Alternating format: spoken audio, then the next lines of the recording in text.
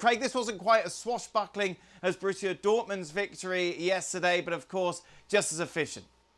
No, all this talk about, how long the players will need in training. I see Steve Bruce has touched on that today with the Premier League, saying the players are not going to be ready before the end of June, which I think is a stretch. But I think Dortmund showed that you can sort of pick up where you left off. And yeah, they'll be lacking a little bit in match sharpness, but the way they played yesterday was fantastic.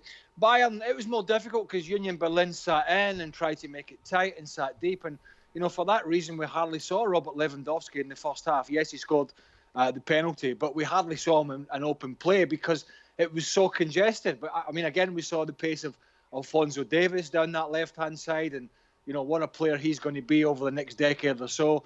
But it was a little bit of a struggle for Bayern. But I anticipate for most of the clubs, it's going to be that way for 2 or 3 games. Today, I suppose, was just about getting the 3 points, Frank. Yeah, exactly. As Craig mentioned, some players are still struggling, to find back their fitnesses, and especially in Bayern, some players were in different shape. I don't agree with Craig. I think Alphonso Davies needs to train more and to play more to get back to where he left a couple of months ago, and to bring the talent that he has. But some players were ready. Thomas Müller, Benjamin Pavard, Thiago Alcantara in the midfield bring what Bayern needed to win, and as you said, to get the 3 points, because after the win of Dortmund yesterday, it was crucial for them to go back to the Bundesliga with the 3 points and keep the head of that Bundesliga. I'm not suggesting, Frank, that Alphonso Davies had his best game ever, which he didn't, and clearly he's lacking match sharpness. But I'm just, from someone who is as slow as me on the field, and you can testify to that, I just marvel, because we know he's a talented player, but I marvel at his pace and his speed, which is, such a commodity in the modern game. I never said that. You said that Alphonso Davies had the best game ever. Who did I say? Davies, not Davis. There you go. That's it. You can't shout at me. I'm just here. Don't start. Meanwhile, Lewandowski, of course, wasn't supposed to be playing in this game, but because of the 2-month break, he was back, fit, scoring the penalty. 40 goals already this season, Craig. Yeah, and if Germany are able to finish the season, and there's no suggestion that they can't from what seems at the moment like a successful weekend, then, we could be looking at 50. It's quite incredible. He is, he's the best striker on the planet. If we were just talking about an out-and-out number 9, he is the best natural frontman on the planet at the moment. And that's a hell of a commodity to have. He had a quietish game, but you can just tell there was one time in the second half when a Jerome Boateng ball went straight up to him, and he tried a little flick over the top, one touch to almost 1-2 for himself, and it almost came off. And you can just tell this guy, he's got the quality, he's got the confidence, he's fit again after the break, which was a bit of a bonus for him.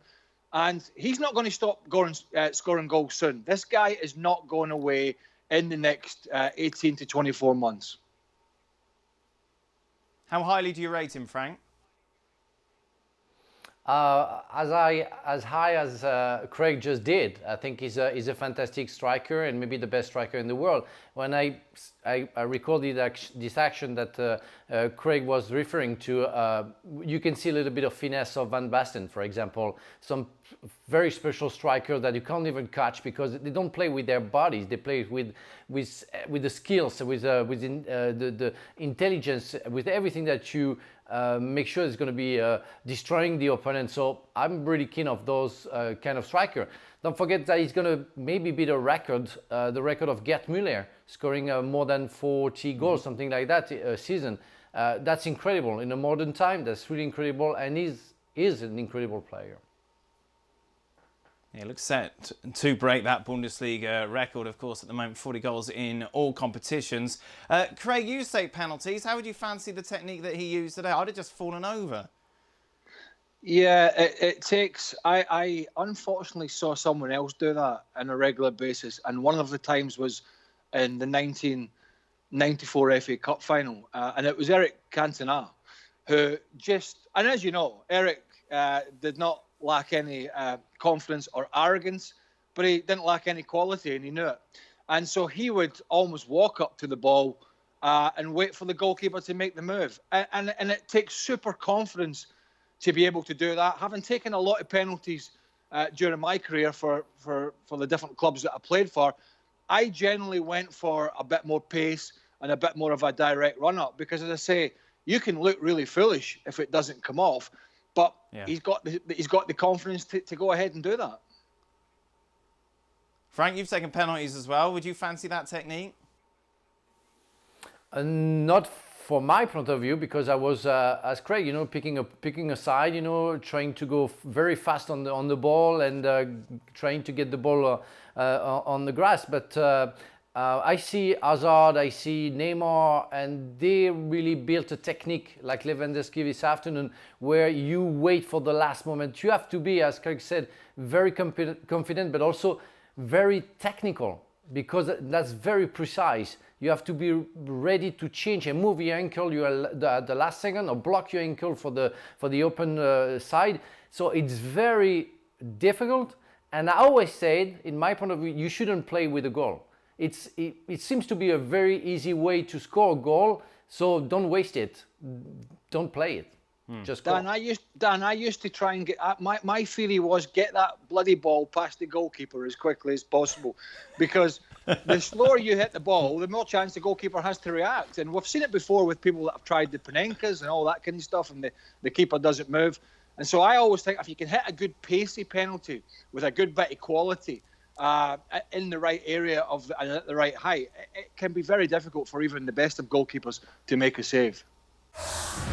Well, thank you very much for watching ESPN on YouTube. For more sports highlights and analysis, be sure to download the ESPN app. And for live streaming, premium content, and let's not forget as well, ESPN FC 7 days a week, subscribe to ESPN+.